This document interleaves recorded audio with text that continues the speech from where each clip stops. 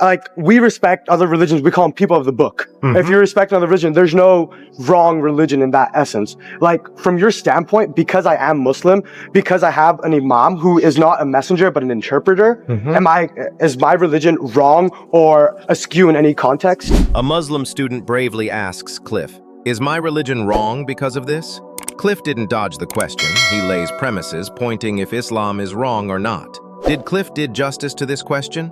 Watch till the end and share your thoughts in the comments. Now let's dive in the video. I'm a Muslim. I'm a Shia Muslim. You talk about praying in unison. We do that as Muslims. You bring up these different points as to how your God is not my God because you see Jesus Christ as, I guess, the image of God, correct?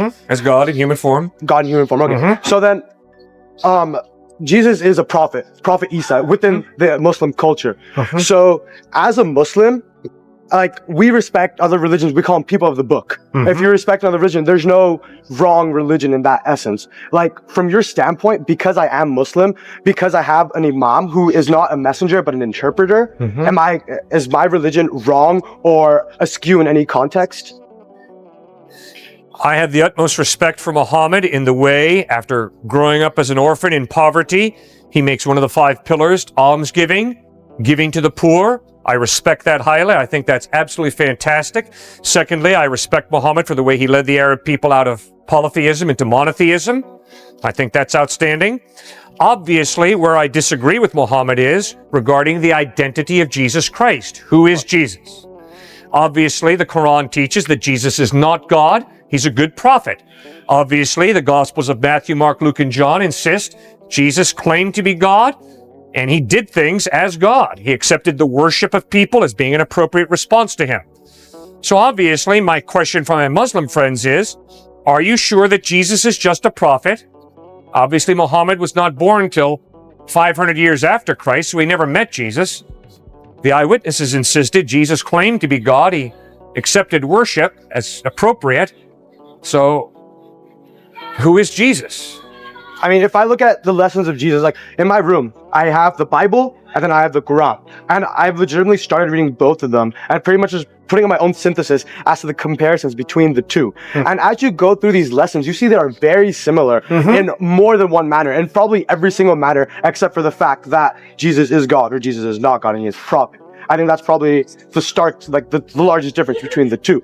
But if I'm taking those lessons that Jesus gave as a prophet to me, as a God to you, if I take those lessons and I follow them properly, except for the part about Jesus being a God, why would that make me incorrect? And if I am incorrect, does that put me at a lesser heaven or to a hell rather than going to where every, like, I guess, proper Christian would go? Oh, well, proper Christians deserve to go to hell. The only reason a Christian goes to heaven is because they realize I deserve hell, but Christ bled and died on a cross for my sin, and I've accepted his sacrifice for me. So proper Christians don't go to heaven because they're proper people. All right? It's all grace. All right. And you see, that is a basic contradiction between Islam and Christianity.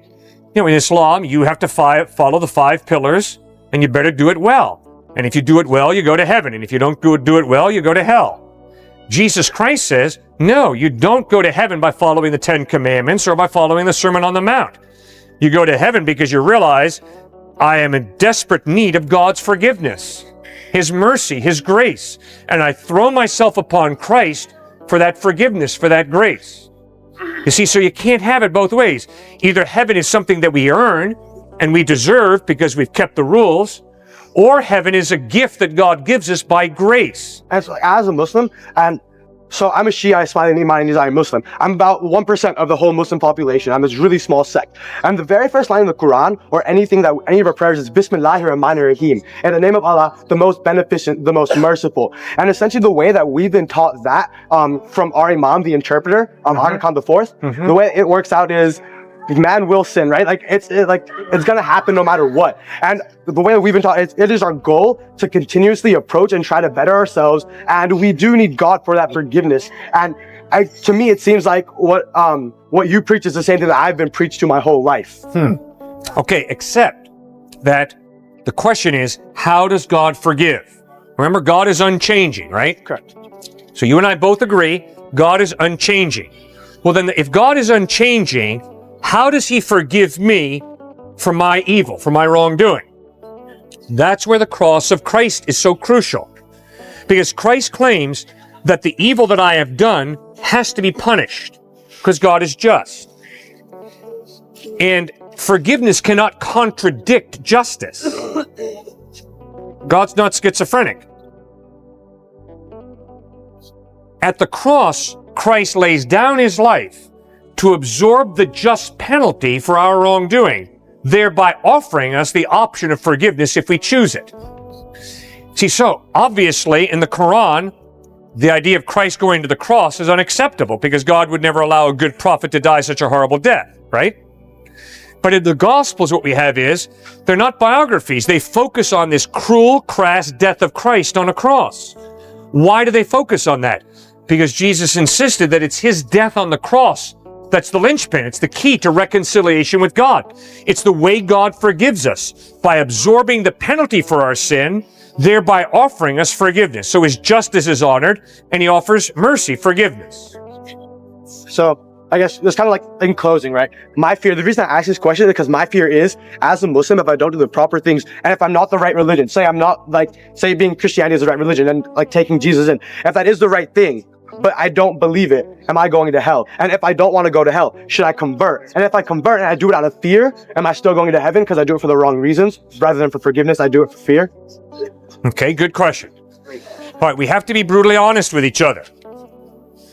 If Muhammad spoke the truth, I am going to hell. Because I don't worship Allah. I don't accept Muhammad as his prophet. So I'm going to hell.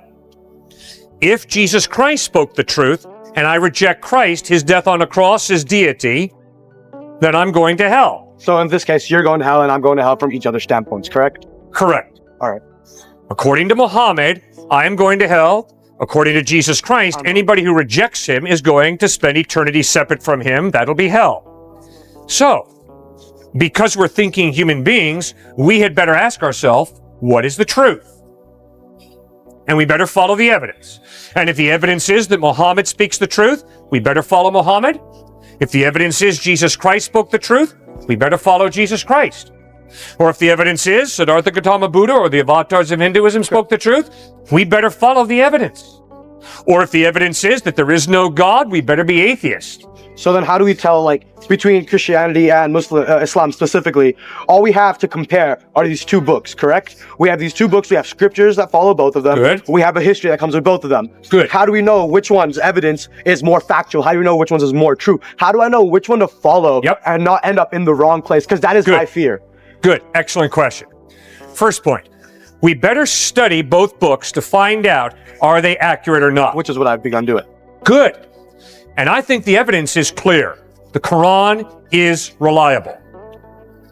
The Quran has been carefully preserved over the past 1,500 years.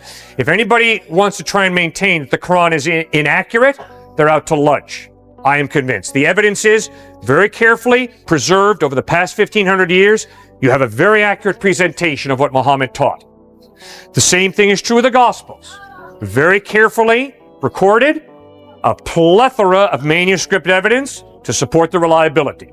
Okay, so we've got two very accurate books, the Quran and the Gospels. Now, obviously, they contradict each other, although there are similarities. Definitely. A lot of similarities, but also contradictions. Okay. So now the bottom line question is, does the evidence point to the fact that you can trust Muhammad to speak the truth, or does the evidence point to Jesus Christ being trustworthy? Now, here's how I would go about that. Examine life, style. How did Jesus treat women? How did Muhammad treat women? How did Jesus treat his enemies? How did Muhammad treat his enemies? Those types of questions, lifestyle. Second question, ethical teaching. What are the ethical teachings of Muhammad? What are the ethical teachings of Christ? Are there internal contradictions? Or is there an internal consistency? Third question, how did they die? Obviously, in the Gospels, Jesus dies an excruciatingly painful death, forgiving his enemies. Obviously, that demands my respect. Fourth question, what happens after they die? Obviously, in the Gospels, you have an historical resurrection of Christ, and you have eyewitnesses who see him risen from the dead. So, study the two, Muhammad in the Quran and Jesus in the Gospels and ask yourself, what does the evidence point to? Who is more reliable, Muhammad or Christ?